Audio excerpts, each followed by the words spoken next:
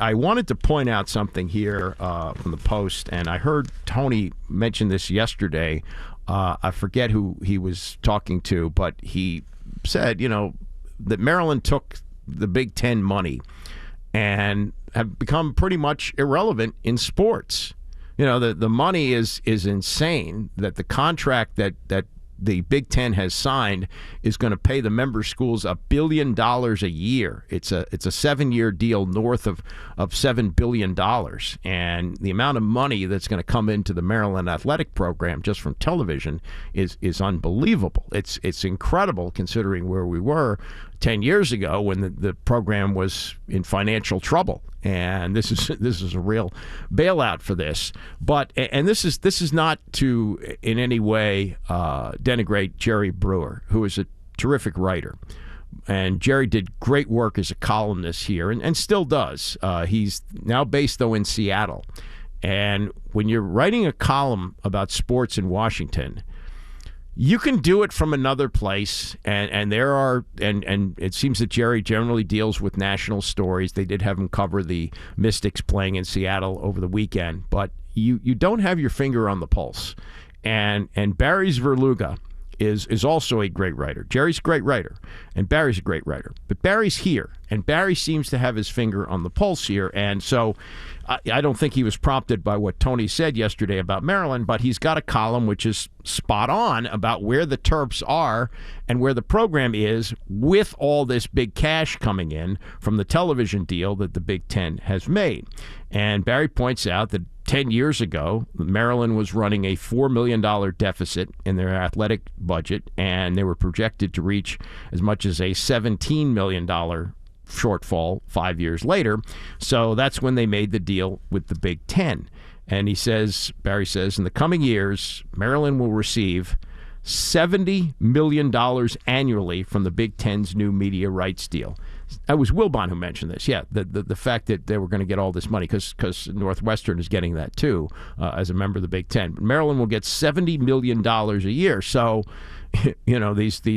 these now money numbers that we were talking about 10 years ago, 4 million, 17 million, who cares? There's just money coming through the door like a flood, $70 million. But as Barry accurately points out, Maryland has become pretty much irrelevant in sports. Because remember this, 10 years ago, Maryland was and still is a basketball school. And in the ACC, they were still relevant as a basketball program. They would battle toe-to-toe with Duke and North Carolina. They weren't quite there, but God bless them with Gary Williams. They were scrappy, and Gary would upset them year after year. And it was great to have that as a rivalry, and it was great tradition. And I said when they went to the Big Ten, I said football is going to be a problem. And that's exactly what has happened. Football is a problem for Maryland. Now, that's not to say that Mike Locksley hasn't done a good job. They were 7-6 last year, and they won a bowl game. And he has had to take over a program that Randy Edsall totally messed up. And then DJ Durkin took over, and he got fired in a huge scandal in which a player died. So there were pieces to pick up, and Mike Locksley has done a good job of that, and he's an excellent recruiter. Had worked at Alabama and took some of the things he learned from Nick Saban and brought them here, and he's done that. But as Barry writes here in his column, college sports have two forms of currency: money and enthusiasm. Maryland's existence in the Big Ten has been worth a windfall of the former, to this point at the expense of the latter. Windfall for money, but lack of enthusiasm. And he says it's not just that since joining the Big Ten in 2014, Maryland has faced 28 conference opponents and lost 28 times. It's not just that the average score of those games has been roughly 45-13. It's that every year Maryland faces Ohio State, Michigan, Penn State, and Michigan State.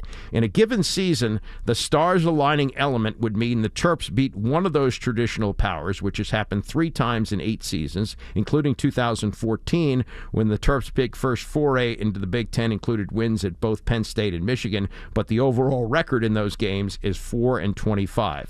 Quick, build an 8-win regular season for the Terps this year. It means going 3-0 in the non-conference games against Buffalo, Charlotte, and SMU. SMU, by the way, has been ranked in recent years. It means handling home games against Purdue, Northwestern, and Rutgers. It means winning at Indiana, and it means beating Michigan State or Ohio State at home, or winning at Penn State, Michigan, or Wisconsin. Now, how likely does any of that sound? Not really. I mean, maybe they get 7, and nowadays 6 will get you into a bowl game, but that's where they are. And they are an irrelevant football team right now. And if you project ahead, I mean, realistically, are they going to build a program that's going to be competitive with Ohio State and Michigan? I don't think so. They're kind of like a conference also ran, the way that Missouri or Vanderbilt is in the SEC, as Barry points out. Could they have a big year like Purdue once in a while? Yeah, but they're not going to be a football power. And I knew this would be a problem. And the problem in basketball is they're pretty good. They're not the conference's best, and the intensity of a rivalry has not developed with any other school in the way it developed with Duke. And I know, look, and there are people who point this out, and they're 100% correct.